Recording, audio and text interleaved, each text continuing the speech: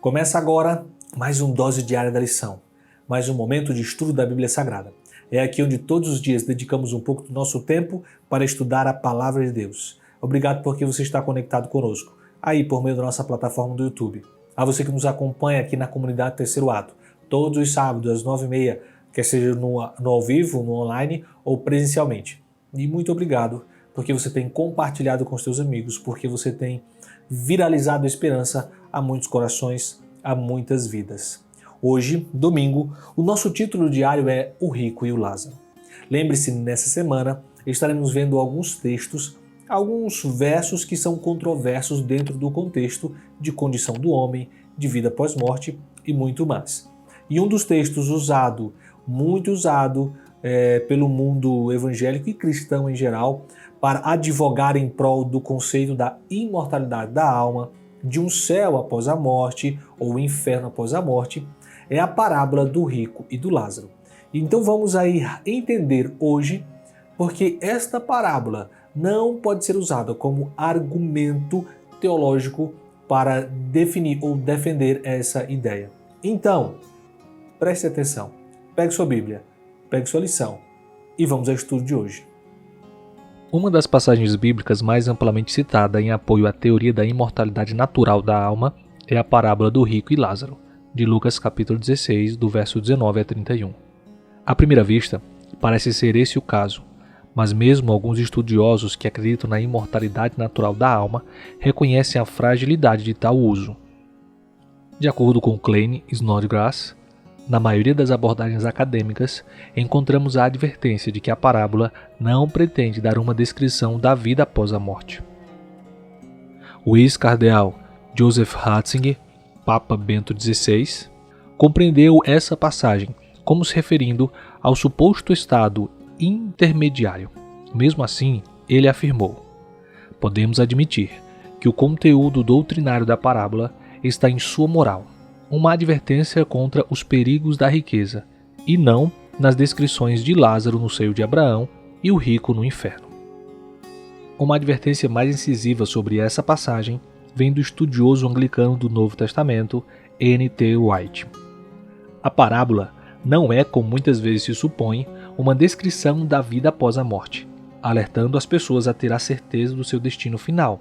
Se esse fosse o seu ponto, não seria uma parábola. Afinal de contas, uma história sobre alguém se perdendo em Londres não seria uma parábola se fosse dirigida a pessoas que tentam encontrar o caminho por essa cidade sem um mapa. Talvez tenhamos sido enganados, não pela primeira vez, mas pela apressada suposição, a despeito das evidências, de que Jesus deve realmente ter se preocupado principalmente em ensinar as pessoas como ir para o céu após a morte. A realidade é desconfortavelmente diferente. De fato, qualquer tentativa de ler essa parábola através das lentes imortalistas acaba retratando uma imagem bizarra da vida após a morte.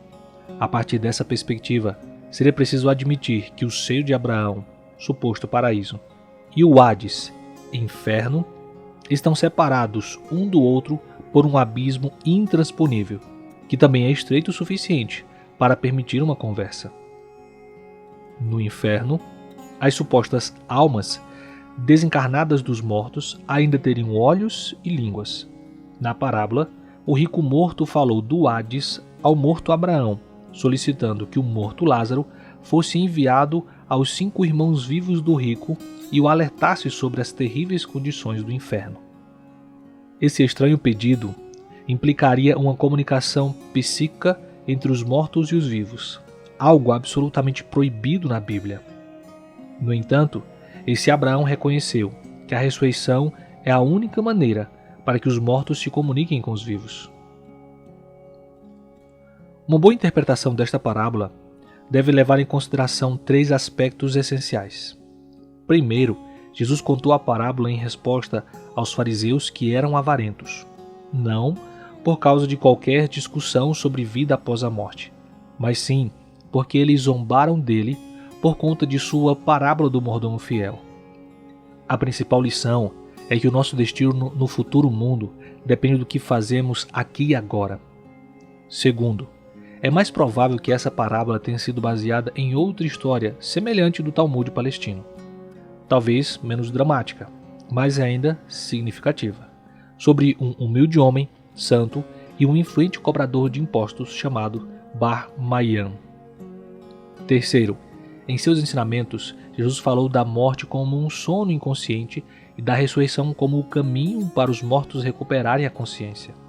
Assim podemos concluir com segurança que Jesus usou elementos familiares da tradição judaica para ensinar aos fariseus, da forma impactante, sobre os perigos de confiar na riqueza, não para ensinar sobre a condição humana na vida após a morte.